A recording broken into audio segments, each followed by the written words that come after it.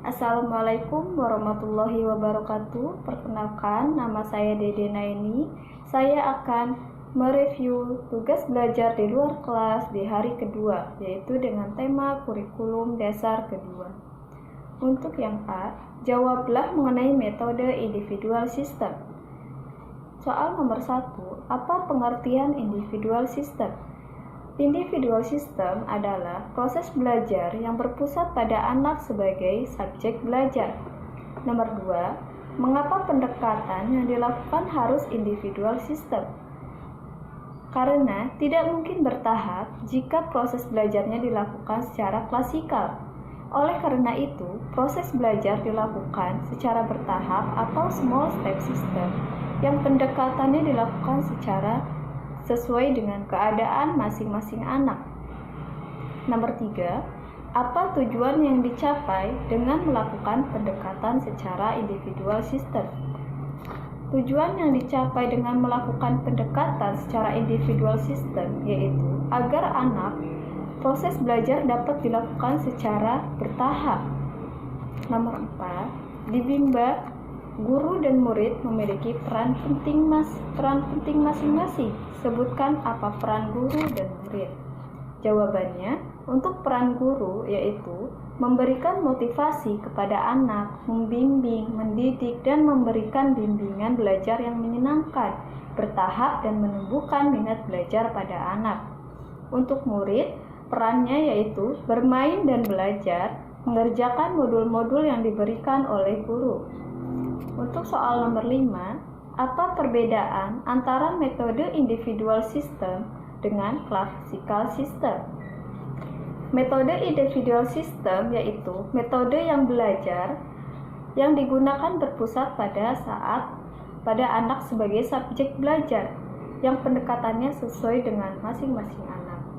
Classical system adalah metode belajar yang dilaksanakan oleh guru dan semua siswa secara bersama-sama, dan guru dan siswa dituntut aktif pada proses kegiatan belajar mengajar.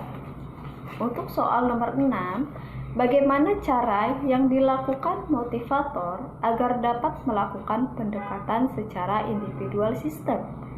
Yaitu, motivator harus mempelajari dan mengenalkan karakter anak didiknya agar dapat melakukan pendekatan sesuai dengan karakter masing-masing anak.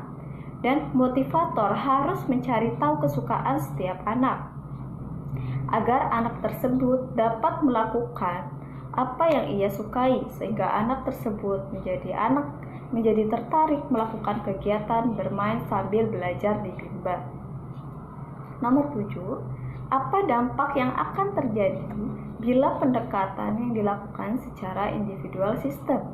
Yaitu anak akan semakin hari semakin semangat belajar dan kemampuan masing-masing anak akan terus berkembang dan tumbuh minat belajar dan akan menjadi generasi pembelajar mandiri sepanjang hayat, bahagia, senang, dan berdampak sukses. Untuk soal nomor 8, apa dampak yang terjadi bila pendekatan dilakukan secara classical system? Yaitu tidak dapat mencapai pendekatan secara menyeluruh terhadap semua anak, tidak mengenal karakter anak. Untuk yang B, jawablah mengenai metode variation skill. Nomor 1, apa pengertian variation skill? Yaitu kemampuan yang harus dimiliki setiap motivator dalam memvariasikan aspek belajar dalam setiap mengajar. Nomor 2, mengapa kegiatan belajar harus divariasikan? Jawabannya, karena anak mempunyai rentan konsentrasi yang pendek dan mudah teralihkan dan cepat bosan dalam suatu kegiatan, sehingga sangat penting dalam belajar untuk memvariasikan kepada anak. Untuk nomor 3, apa tujuan yang ingin dicapai dengan memvariasikan kegiatan belajar? Tujuannya yaitu agar anak tidak merasa beban, tidak merasa bosan, dan tidak merasa jenuh, dan semakin hari dan semakin tertarik, antusias, semangat, dan tumbuh minat belajarnya. Untuk soal nomor 4, sebutkan 3 aspek belajar. Yang pertama, aspek kognitif. Yang kedua, aspek afektif. Nomor 3, aspek psikomotorik. Untuk soal nomor 5, kegiatan apa yang termasuk aspek kognitif? Yaitu kegiatan membaca dan berhitung. Nomor 6, bagi kegiatan apa yang termasuk aspek afektif? Jawabannya yaitu bernyanyi, berdialog, berdongeng, dan bercerita. Nomor 7, kegiatan apa yang termasuk aspek psikomotorik? Jawabannya yaitu ada motorik kasar, ada motorik halus. Untuk motorik kasar yaitu seperti menangkap, melempar, dan menarik. Sedangkan motorik halus contohnya seperti belajar, mewarnai, menarik garis, menulis, berhitung. Untuk soal nomor 8, bagaimana cara motivator memvariasikan kegiatan belajar dengan aspek belajar?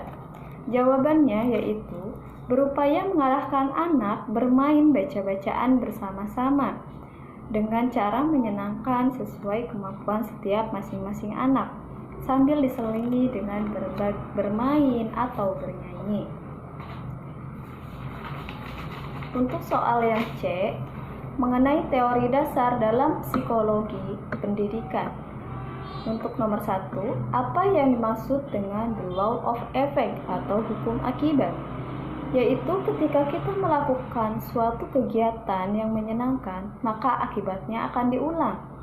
Contohnya, ketika motivator akan membimbing dan cara membimbingnya menyenangkan, maka anak itu akan mengulanginya kembali. Untuk soal nomor 2, apa yang dimaksud dengan the law of exercise atau hukum latihan? Yaitu ketika suatu kegiatan yang terus diulang, maka akan berdampak mampu. Hubungan antara stimulus dan respon itu akan kuat, semata-mata karena adanya latihan. Sehingga terus-menerus diulang, maka akan semakin tumbuh dan semakin mampu. Contohnya, seseorang yang memiliki kesenangan memasak, maka ia akan terus berlatih secara terus-menerus dengan tekun, semangat, bahagia, sampai ia benar-benar mampu dalam kegiatan memasak tersebut. Sehingga ia tidak lagi melihat resep ketika memasak. Untuk nomor 3, apa yang dimaksud dengan the law of readiness atau hukum kesiapan?